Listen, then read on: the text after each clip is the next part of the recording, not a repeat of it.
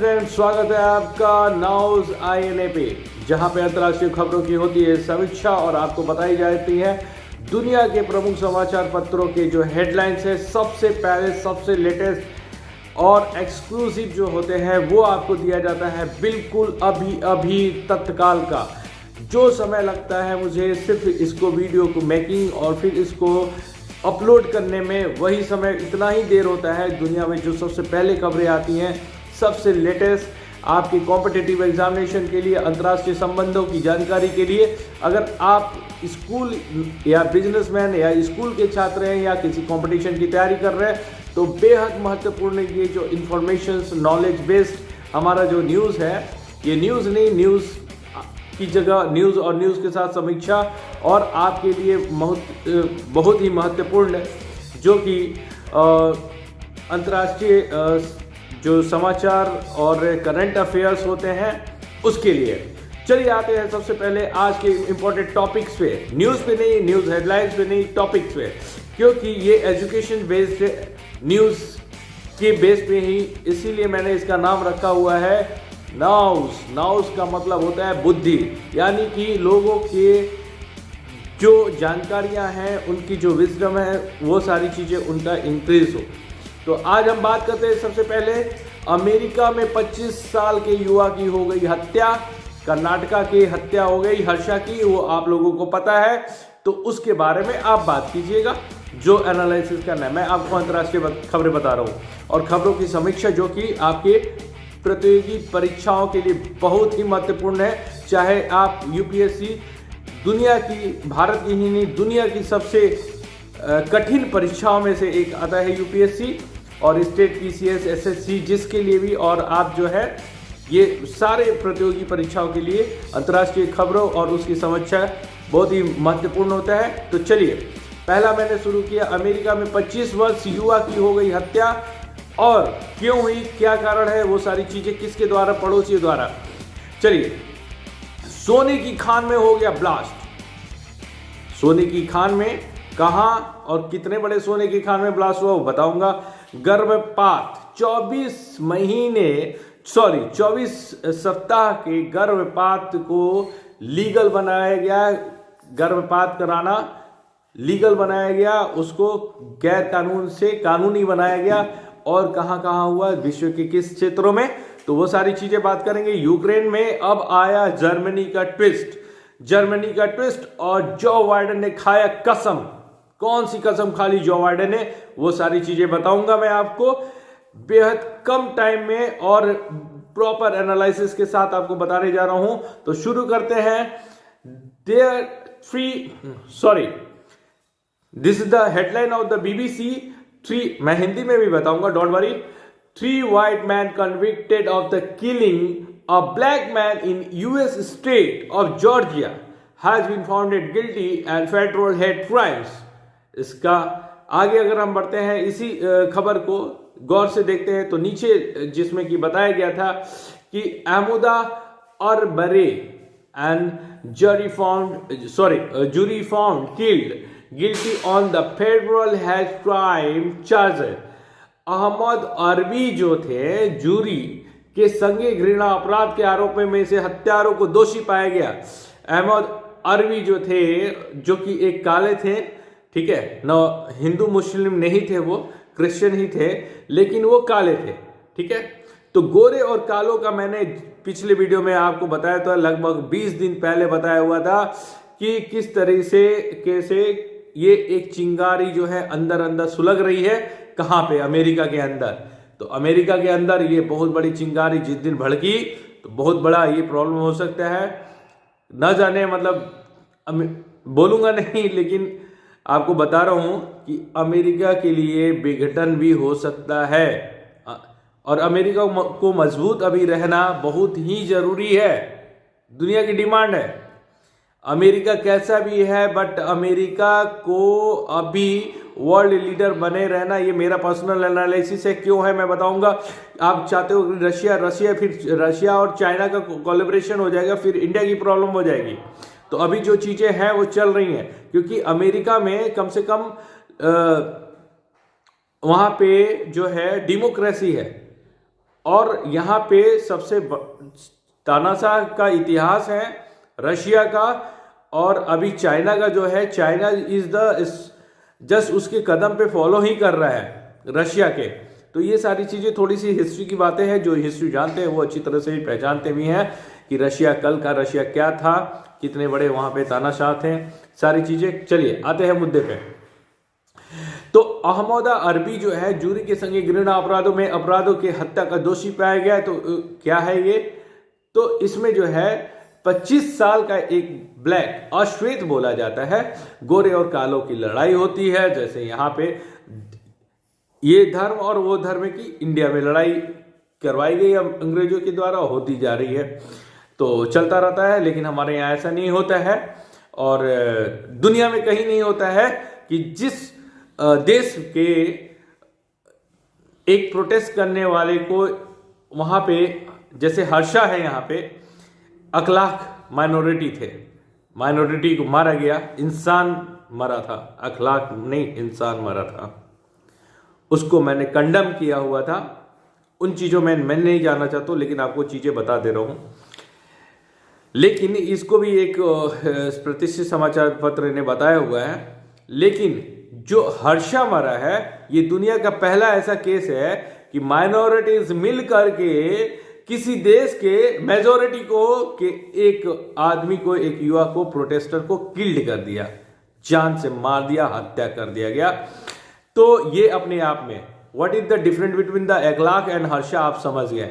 अखलाक और हर्षा की क्या अंतर है वो आपको मैंने बता दिया, क्योंकि अखलाक माइनॉरिटी थे, माइनॉरिटीज की, हिंदुओं की जला दिया जाता है, क्या क्या कर दिया जाता है पाकिस्तान में ही नहीं, वहां पे भी, अमेरिका से लेके कोई ऐसा देश नहीं है जहां माइनॉरिटी के साथ उसको कुचला नहीं जाता है, घसीटा नहीं जाता है, मारा नहीं जाता है। लेकिन हम भारत के लोग हैं, भारत में वसुधैव कुटुंब का इतिहास है, यही हमारा राष्ट्र है जिसमें कि सबको हम अपना परिवार मानते हैं।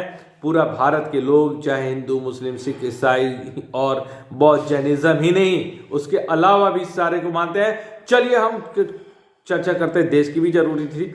चलो, तो मैं आपके साथ अब आ रहा हूं कि देश दुनिया की खबरों में हम सबसे पहले बात करेंगे उसकी, आपके एग्जामिनेशन के लिए बहुत इंपॉर्टेंट टॉपिक, अंतर्राष्ट्रीय संबंध और हो रहे घटनाक्रम बदलते हैं।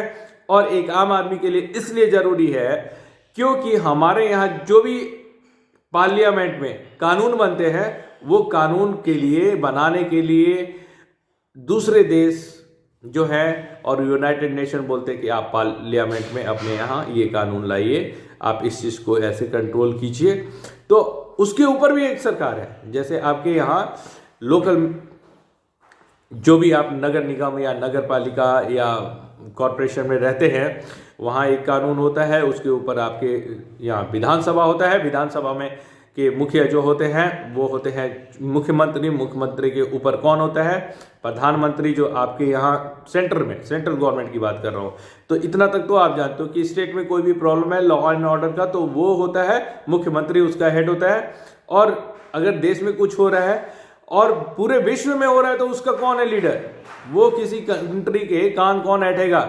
जैसे कल जो है पुतिन को कौन वाट लगाया मतलब पुतिन की क्लास लगाने वाला कौन था? United nation security council. उसमें सिक्योरिटी काउंसिल के अस्थायी मेंबर कितने हैं और अस्थायी मेंबर कितने हैं? अस्थायी मेंबर 5 हैं और अस्थायी मेंबर कितने हैं? इंडिया अस्थायी मेंबर में कब शामिल होने जा रहा है, कितने साल तक कार्यकाल रहेगा इंडिया का, ये सारी चीजें जो है मैं आपको बताऊंगा डिटेल में। तब तक आप स्टडी करते रहो। और आपके पास सर्च इंजन है तो सर्च इंजन जो है गूगल का हो चाहे याहू का हो, जो भी हो, तो आप उसमें देख सकते हैं। चलिए चले आते हैं मुद्दे पे। तो आज हम आपको 6 इंपॉर्टेंट न्यूज़ और उसकी समीक्षा बताएंगे।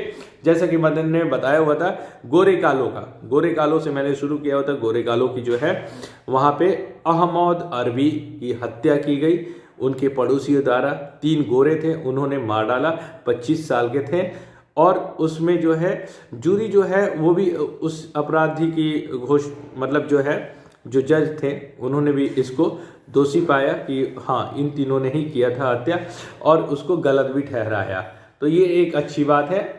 यूएस के अंदर Kenya food price, why have they gone up so much? Kenya में बहुत ज़्यादा फूड प्राइस बढ़ गई है। इसके पहले मैंने बताया हुआ था आपको, अगर याद होगा तो दिसंबर के महीने में, कि लीरा जो कहाँ की करेंसी है, लीरा करेंसी है आपको, सॉरी मैं भूल रहा हूँ, तुर्की। तो तुर्की की करेंसी है लीरा। और किस तरीके से हर चीज़ वहाँ पे, अगर आप पानी लेने जाओ, मतलब फूड आइटम ही नहीं, कुछ भी कपड़े भी लेने जाओ, तो हर चीज़ उसकी करेंसी की, मतलब इन्फ्लेशन इतना हो गया था कि उसकी प्राइस गिर करके आ गया था नीचे, और प्राइस गिर करके नीचे आ गया था तो वो बिल्कुल ही, मतलब हर चीज़ दुगनी महंगी हो गई। 100 रुपये की चीज़ 200 रुपये में मिलने लगी थी, बस इतना जान जाओ आप, ठीक है। तो ये मैंने, जो लोग मेरे पुराने वीडियो देखे हुए थे जब मैं YouTube पे नहीं था, तो वो मुझे जानते हैं और इस न्यूज़ को भी जानते हैं। वो भी इम्पोर्टेंट है, उसको भी आपके कॉम्पिटिटिव एग्जामिनेशन के लिए बहुत ही इंपॉर्टेंट है। और किस तरीके से जो है तुर्की का रोल है, तुर्की को भी एक इम्पॉर्टेंट, देखो 10 कंट्रीज के आप लिस्ट बना लीजिए, उसमें कौन कौन से इंपॉर्टेंट, कहाँ कहाँ से सोशल डिस्टर्बेंस चल रहा है, कहाँ पे आतंकवादी एक्टिविटी ज़्यादा हो रही है, कौन सी इकोनॉमी एक्टिविटी ज़्यादा हो रही है, कहाँ पे बिजनेस टाइप ज़्यादा हो रहे हैं। तो ये सारी चीज़ें थोड़ा सा आप करोगे तो सिंपल हो जाएगा चीज़ों को समझना, कभी कभी मुश्किल होता है। अभी चलिए, तो नेक्स्ट हम न्यूज़ पे आते हैं कि वहाँ पे क्या क्या हुआ। तो वहाँ पे क्या क्या होता है कि केन्या में फूड प्राइस बढ़ जाती है, बहुत ज़्यादा बढ़ जाती है। यही नहीं, वहाँ महंगाई इतनी बढ़ती है कि फूड इन्फ्लेशन जो है वहाँ पे 9% हो जाता है। इंडिया का फूड इन्फ्लेशन कितना है वो आप बताइए मेरे को, 4 पॉइंट समथिंग है या क्या है, आप बताएंगे, आप कमेंट कर सकते हैं, बता सकते हैं। और मैंने इसके पहले यूएस में बताया हुआ था कि आपको अभी यूएस में जो है, जो इन्फ्लेशन है 30 सालों के बाद सबसे ज़्यादा मार पड़ी है वहाँ पे महंगाई की। अमेरिका जैसा देश जो है हिल गया है, टूट गया है महंगाई के मार से, लेकिन कम डैमेज हुआ। धनी आदमी कम प्रॉब्लम होता है, थोड़ा सा वो सारी चीज़ें होती हैं, गरीब नहीं बोलूँगा खुद के कंट्री को, ठीक है। तो अमेरिका के सामने हमारे कम है, हम सिर्फ $3 ट्रिलियन भी अभी पहुँचे नहीं है हमारी इकोनॉमी। चलिए, तो हम आते हैं कि वहाँ पे क्या क्या हुआ है। तो 9% जो है यहाँ, कहाँ, केन्या में 9% फूड इन्फ्लेशन हो गया है। 9% फूड इन्फ्लेशन के साथ साथ वहाँ पे कुकिंग गैस में कितना वैट लगता है, वैल्यू एडेड टैक्स आपके यहाँ चलता था, यानी कि हमारे यहाँ चलता था इंडिया में, अब हमारे यहाँ जीएसटी हो गया। जीएसटी बहुत ही अच्छी चीज़ है, लेकिन लोगों को हर चीज़ से प्रॉब्लम है। जो चीज़ थोड़ी सी समझ में आ गई, इंडिया की प्रॉब्लम बता रहा हूँ, जो जिसके बारे में आप थोड़ा सा जानते हो ना, उससे प्रॉब्लम हो जाएगा। आप बोलोगे ये खराब है जी, वो खराब है जी। एनीवे, अब मुद्दे पे आते हैं। कुकिंग गैस वैट 16% वहां पे हो गया है।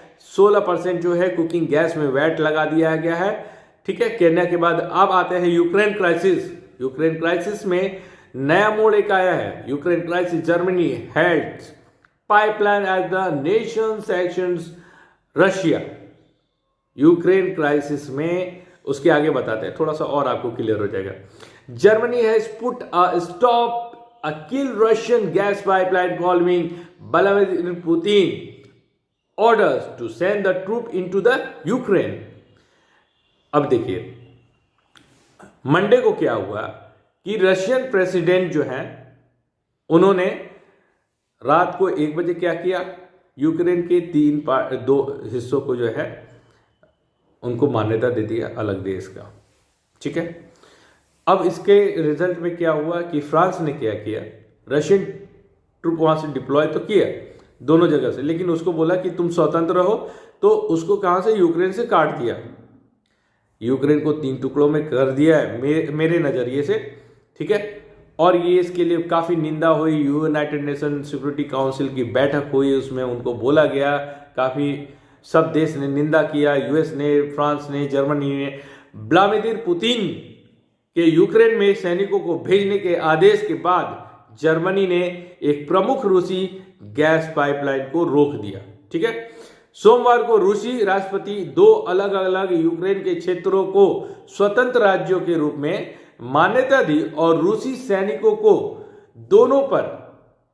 दोनों जगह जो जिसको मान्यता दे दिया था, रशिया ने 1 बजे रात को ये किया था। मैंने उसके पहले आपको रात को वीडियो बोला था कि अब कुछ होगा, 16, 17, 18, 20 तक कुछ नहीं होगा, युद्ध नहीं होगा। उसके बाद मैंने बोला था 21 को अब कुछ होगा, ठीक है, तो अब इसके बाद हम बात करते हैं कि रूसी सैनिकों के दौरों के तैनात करने के आदेश के बाद जो है सोमवार को रूसी राष्ट्रपति 2 अलग अलग यूक्रेन के क्षेत्रों पर स्वतंत्र राज्यों के रूप में मान्यता दी और रूसी सैनिकों को दोनों पे तैनात करने का आदेश दिया। तो ये सारा चीज होने के बाद जो है क्या किया, जर्मनी ने एक प्रमुख गैस पाइपलाइन को रोक दिया है। अभी ये लेटेस्ट न्यूज है, आपके लिए ब्रेकिंग न्यूज है, एक्सक्लूसिव है, जो समझ लो आप। ठीक है, अब हम अगले पे आते हैं। अगली खबर जो है वो क्या है, मैंने आपको सोने की खान की बात बताई। जी हाँ, सोने की खान में हुआ ब्लास्ट। कहाँ है ये सोने की खान? अफ्रीका में। जी है, तो अफ्रीका में सॉरी ये कैमरा हिल गया थोड़ा सा मेरा। बुर्किना फासो, कुछ लोग बोल रहे थे बुर्किना फासो ये क्या है? बुर्किना फासो अफ्रीका में है। जी हाँ, कोई छोटी जगह नहीं है, बहुत इंपॉर्टेंट जगह है। बुर्किना फासो में 60 लोग मर गए, ब्लास्ट हो गया। कहां पे ब्लास्ट हुआ? ये जो गोल्ड माइंस है सोने की खान में। तो बुर्किना फासो जो है अफ्रीका में सबसे बड़ा सोने की खान है बुर्किना फासो में। BBC West Africa correspondent Nicolas Negoce, नाम भी बड़े मुश्किल होते हैं, says that since 2009 gold have become the Burkina Faso leading export overtaking cotton.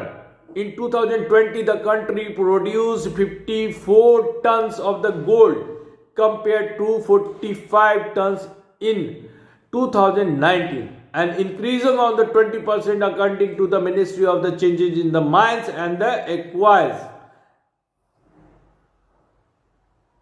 Mine and Quarries. About a quarter of the total output in from the unauthorized mine, which was the provide work for around 1.5 million people, ministry estimated. ठीक है, तो इसका मतलब भी बता दे रहा हूं। BBC का ये हेडलाइन था और उसी की ये डिटेलिंग है। तो बीबीसी ने क्या बताया कि पश्चिम अफ्रीका के संवाददाता निकोलस नेगोसे का कहना है कि 2009 के बाद सोना बुर्किना फासो का एक प्रमुख निर्यात बन गया था। यानी कि सबसे ज्यादा निर्यात करता था। या पैसे कमाते हो ना, वैसे पैसा कमाना क्या होता है कि विदेशी मुद्रा को लाना, ठीक है, डॉलर में, और खरीदते हो आप तो खर्च होता है। तो यही समझ लो आप। करंट अकाउंट डिफरेंशिएशन जो है वो फाइनेंस का पार्ट है, वो भी मैं कभी बता दूंगा आप लोगों को। और जिसको पूछना होगा क्वेश्चन कर सकते हैं, तो मैं उनको बता दूंगा, ऐसे भी कोई बात नहीं है। सोना बुर्किना फासो का हो गया।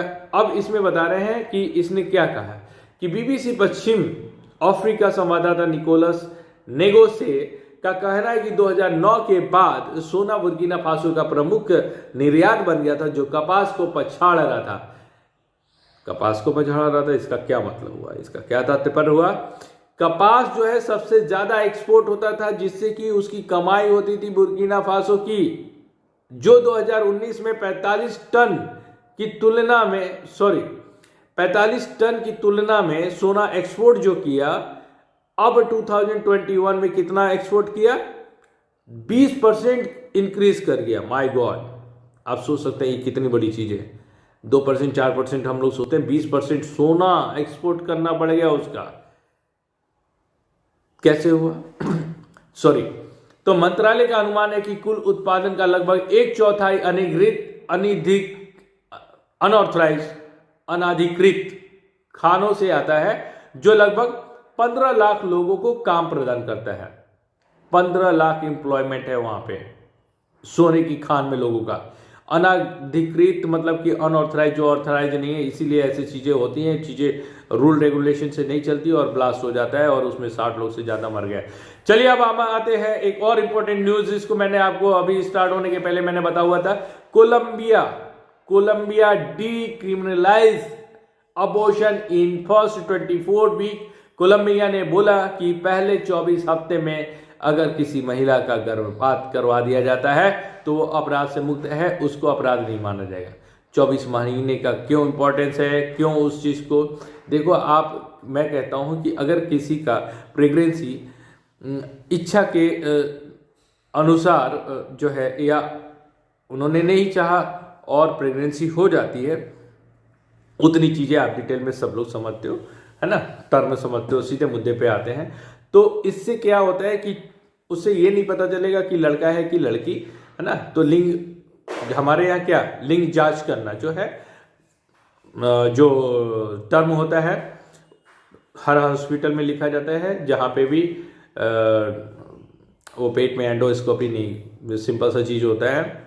चलिए कंटिन्यू करते हैं। आप मेरे को बताएंगे क्या होता है ultrasound, that is the ultrasound. देखो इन चीज़ों में मैं कंसंट्रेट किया रहता हूँ, तो इन चीज़ों में कंसंट्रेट करने की चीज़ें, बाकी चीज़ें जो हैं रिकॉल करना माइंड में at a time is quite difficult, क्योंकि हमारे सामने ये रहता है कि कैमरे की घड़ी चलती रहती है, इतना सेकेंड्स मैं देखता रहता हूँ, क्योंकि मैं कोशिश करता हूँ कम सेकेंड्स कम मिनट में आपका टाइम बताऊँ, तो टाइम आपका बचाऊँ, और मेरे को लंबा वीडियो करने की आदत नहीं हो, ऐसा मैं कोशिश करता हूँ कि लंबा वीडियो ना हो। तो वहाँ पे गर्भपात के लिए क्या क्या हुआ है वो मैं आपको बता देता हूँ, थोड़ा सा इंपॉर्टेंट चीज़ है ना। तो ये आप जान जाइए। कोलंबिया में 24 हफ्ते में गर्भपात को अपराध से मुक्त किया। प्रो पसंद यानी प्रो चॉइस, है ना। प्रो चॉइस इसलिए बोला जाता है कि आपको पता नहीं कि लड़का है कि लड़की, ये चीज़ें आइडेंटिफाई नहीं की जा सकती, डायग्नोसिस नहीं किया जा सकता है 24 हफ्ते के गर्भ को। तो उस टाइम जो है, अगर आप लड़का हो या लड़की, अगर आप क्लियर है कि भैया हम वी कांट सर्वाइव उसके साथ, तो उसको आप कह देते हैं कि चलो भाई मेरा चॉइस नहीं है, हम नहीं चाहते, बच्चा ही नहीं चाहते हैं। लड़का और लड़की नहीं चाहते हैं वो अलग चीज़ है, उसके लिए गर्भपात करवाना आज भी वहाँ पे कानूनन जुर्म है। लेकिन अनवांटेड चाइल्ड नहीं चाहते हैं, तो चलो ठीक है, प्रेगनेंसी हो गई समहाउ, तो अनचाहे उससे, तो उन्होंने जो है उसको लीगल कर दिया। इसको क्यों मैं इतना वेट दे रहा हूँ मैं आपको बताता हूँ, आपको आगे पता चल जाएगा। तो इस श्रृंखला में हाल के वर्षों में देखा गया है कि ये एक नई होड़ बन गई है ना। कई देश इसके पहले इस लाइन में जो है, इस लाइन में क्या हुआ है कि कोलंबिया भी आ गया इस लाइन में। कौन सी श्रृंखला शुरू हो रही है इसके पहले अगर हम बात करते हैं सितंबर में, तो मैक्सिको के सुप्रीम कोर्ट द्वारा इसी तरह का फैसला, और अर्जेंटीना में 14वें सप्ताह में गर्भपात को वैध माना गया था, यानी लीगल माना गया था। यह लैटिन अमेरिका का कैथोलिक क्षेत्र के गहरे रूढ़िवादी मूल्यों के लिए एक बड़ा कदम है। रूढ़िवादी आप समझते हैं, कैथोलिक जो चर्च होते हैं, ठीक है। तो ये वहाँ धर्म में, जैसे बहुत से धर्म में बोलते हैं ना कि भैया हमें गर्भपात नहीं करवाना है, हमें जो है अपना वो क्या बोलते हैं, बच्चे मैक्सिमम बच्चे पैदा करने हैं या नहीं करने हैं। हमारे यहाँ वो बच्चों के लिए ऑपरेशन करवाना मतलब जो है अपने आप को निरोध करवाना कि हमारे बच्चे ना हो पाए। अब 2 बच्चे हो गए, 3 बच्चे हो गए, 4 बच्चे हो जाए, अब बंद कर दो भैया। तो बोलते हैं हमारे धर्म में नहीं लिखा हुआ है, मैं किसी को टारगेट नहीं कर रहा हूँ। तो उस चीज़ का वहाँ कैथोलिक जो चर्च है और वो सारी चीज़ें हैं, और वहाँ पे काफ़ी इम्पोर्टेंट है, तो काफ़ी उसका महत्व है उस जगह पे। तो ऐसा होने के बाद भी अर्जेंटीना, मैक्सिको, अब कोलंबिया ये अपराध से मुक्त होता जा रहा है। 24 सप्ताह का मैंने बताया आपको कोलंबिया में, ठीक है। और इस दिशा में काफ़ी कुछ चीज़ें जो है बड़ी तेज़ी से चेंज हो रही है पूरी दुनिया के अंदर। अब आते हैं इंटरनेट पे। आपकी इंटरनेट 5G की बात नहीं कर रहा हूँ, ठीक है। टोंगा जहाँ पे बहुत बड़ा ब्लास्ट हुआ था, जहाँ पे कई परमाणु बम फूटने से या ब्लास्ट होने से जितना वो होता है, तो एक समुद्र में ब्लास्ट हुआ था, बिल्कुल वोल्केनो टाइप का गोल बन गया था। वैसा आपने फोटो देखा हुआ था, टोंगा में हुआ। कहीं और प्रॉब्लम, कहीं देश में पूरा जो है वो पेट्रोलियम ऐसा कुछ जो है वो ऑयल सड़कों पे आ गया। तो बहुत सी चीज़ कहीं वहाँ इंटरनेट काम नहीं कर रहा था बहुत दिनों से। टोंगा में ब्लास्ट के बाद तो वह इंटरनेट को वहाँ पे फिक्स कर दिया गया, फिर से रिस्टोर कर दिया गया, इंटरनेट की सर्विसेज शुरू हो गई। अब एक और बड़ी चीज बता रहा हूं। एक जगह पे एक बच्चे को बताया गया, उसकी मदर प्रॉमिस करती हैं, his mother promise is dollar में बताया गया है $1,800 when he turned 18, if he stayed off social media for 6 years, मतलब कि एक लड़के को एक माँ कहती है, बेटा तुम जब 18 साल के हो जाओगे, वो अभी लगभग फोटो से जो है 15-16 साल का ही लग रहा है या 17 साल का लग रहा है, ठीक है। उसको बोलती है कि मैं तुम्हें $1,800 दूंगी, ये प्रॉमिस करती हूँ, ये तुम्हें वादा करती हूँ, अगर तुम सोशल मीडिया से अपने आप को 18 साल होने के बाद 6 सालों तक दूर रखते हो।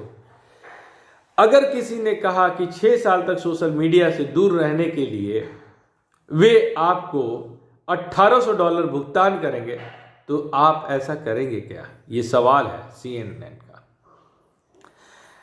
अब $1,800 कितने होते हैं? $1 मतलब जो है 74 रुपीज 66 पैसे होंगे आज के हिसाब से, सॉरी कल रात के हिसाब से।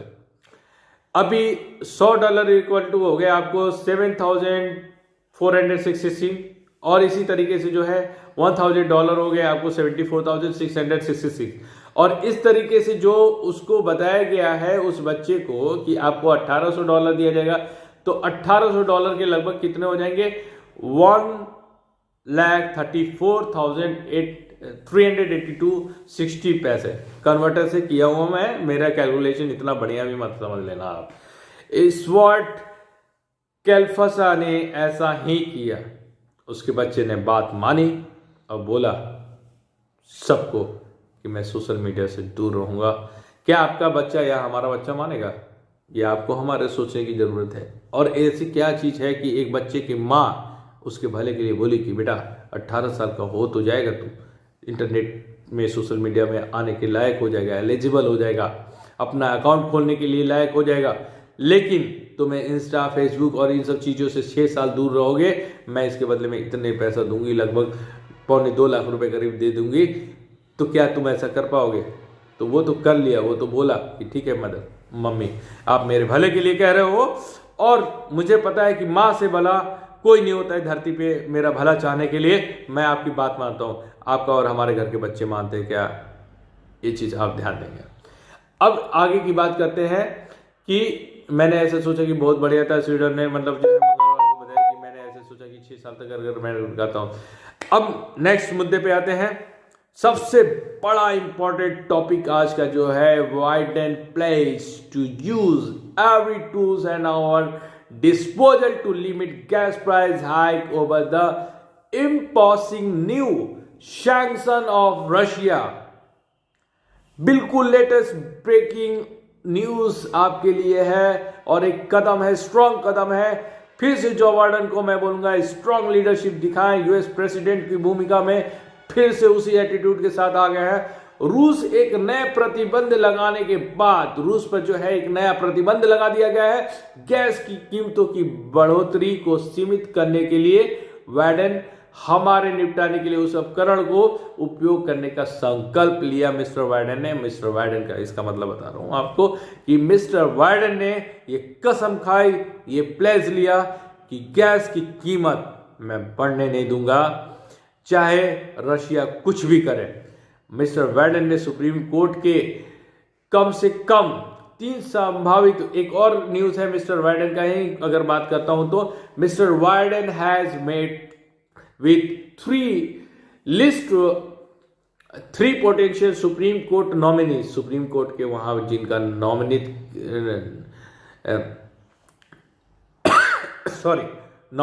किया गया है, जिनके अनाउंसमेंट एक्सपेक्ट करें कि जल्दी उसका नाम जो है उनका अनाउंस हो जाएगा। तो बाइडेन ने उन तीनों महिलाओं से मिला जो संभावित उम्मीदवार हैं, और उसकी घोषणा जरूर जल्द ही होने वाली है, ऐसा समाचार पत्रों का, अंतर्राष्ट्रीय समाचार पत्र में CNN का है। और राष्ट्रपति जो बाइडेन ने सुप्रीम कोर्ट के, उन्होंने उन 3 महिला उम्मीदवार से मुलाकात की। उन 3 महिला उम्मीदवारों के नाम मैं आपको बता दे रहा हूं। केतनी ब्राउन, दूसरी महिला का नाम है जैक्सन लियोन्ड्रा क्रूगर। नाम थोड़े मुश्किल होते हैं लेकिन सही नाम बता रहा हूं आपको। और तीसरा जो नाम है उसमें से जे मिशेल चाइल्ड्स शामिल है। स्रोत जो है CNN का है, ये जो सोर्सेस ऑफ इंफॉर्मेशन है वो CNN का है। काफ़ी गंभीर सब्जेक्ट है। Thank you so much. और मैंने आपको एक प्रॉमिस किया हुआ था कि मैं आपको बताऊंगा ब्लैक मनी के बारे में। ब्लैक मनी के बारे में बात इतनी ही है कि ब्लैक मनी को गंदा मनी बताया गया है। पाकिस्तान के कई पैसे जो हैं वहाँ पे स्विस बैंक क्या है, स्विट्जरलैंड में है। कई बैंक हैं वहाँ पे जहाँ पे काला धन रहता है दुनिया भर का, उसका डाटा लीक हो गया है। जो जहाँ भी जिनके हो सकता है इंडिया के भी कुछ लोगों का हो, पर लेकिन पाकिस्तान का पता चला कि वहाँ पे जो ब्लैक मनी है वो किस तरीके से आतंकवाद का पैसा उस स्विस बैंक्स में है। यही नहीं, और स्विट्ज़रलैंड को बोला जाता है पृथ्वी पे स्वर्ग। वहाँ आप सिर्फ कार से ड्राइव करके जो है ना सब जर्मनी वगैरह का भी देख सकते हो, मतलब पास से, मतलब घाटियों पे ऐसे, मतलब स्विट्ज़रलैंड आपने बहुत सी बॉलीवुड मूवी बनी हुई हैं, गाने, और DDLJ अगर आप देखो तो उसमें भी जो है कई सीन जो है स्विट्ज़रलैंड के दिखाया गया है। तो बॉलीवुड का यश चोपड़ा का फेवरेट जगह है। बॉलीवुड की बात हुई तो यश चोपड़ा की बात हो जाती है। यश चोपड़ा ने बोला कि अगर मेरे को दुनिया में अगर कहीं धरती पे अगर बसना हो हमेशा के लिए तो मेरा फेवरेट प्लेस होगा स्विट्ज़रलैंड। लेकिन स्विट्ज़रलैंड में गंदे मनी से भर दिया गया है स्विट्ज़रलैंड को, इतनी बढ़िया नेचुरल। तो इस पे बात हो रहा है, यूरोपियन संघ जो है उस पर सोच रहे हैं और उस पर विचार कर रहे हैं, वो मंथन कर रहे हैं कि किस तरीके से ये बैड मनी, गंदा मनी बता रहे हैं वो। हम लोग तो बोलते हैं कि चलो ठीक है ब्लैक मनी, लेकिन ब्लैक मनी को डार्क मनी बोला जाता है, ठीक है। और उसको जो है काला धन हम लोग बोलते हैं, ब्लैक मनी। तो उनका कहना है कि ये डार्क मनी है। डार्क मनी मतलब अंधकार का है, और अंधकार वाला तो बोलेंगे नहीं, तो उस तरीके से दुनिया इसको डार्क मनी के नाम से जानती है। और डार्क मनी को एक गंदा पैसा बताया जा रहा है, क्योंकि आतंकवाद से जो पैसा आता है, जो किसी का शोषण से आता है और छुपा के रखा गया है। और काला धन क्या होता है, जो कि सीक्रेटली जो है गुप्त रख करके सरकार को न बता करके, यानी देश के लिए वो अपराधी होते हैं, देश के लिए वो भी एक आतंकवादी होते हैं। और जो आतंकवादी है उनका धन है, अगर पाकिस्तान के कई नाम हैं, उसके कई आतंकवादी संगठन के भी नाम आ रहे हैं, तो वो जो आतंकवाद से जो पैसे हैं और वो वहाँ जमा हैं, बम ब्लास्ट में किसी को उड़ा के, किसी को फिदायनी हमला करके, किसी को बेगुनाह को मार करके, श्रीलंका के एक नागरिक को उन्होंने सिर्फ कुछ वो बोली नहीं लेडी, तो धर्म से रिलेटेड कुछ कमेंट कर दी, उसको इतने टुकड़ों में काटा गया, तोड़ा गया और उसको जला दिया गया। तो बहुत ही इस पे जो है ये प्रॉब्लम आई थी। चलिए, तो इन चीज़ों के साथ अपडेट कीजिए अपने आप को। यूनाइटेड नेशंस पे भी एक मैं लेकर के आऊँगा वीडियो जल्द ही, और इसके साथ ही, और प्लीज़ चैनल को शेयर और सब्सक्राइब कर लीजिए और शेयर ज़्यादा से ज़्यादा कीजिए ताकि मुझे भी मोटिवेशन मिलता रहे। धन्यवाद।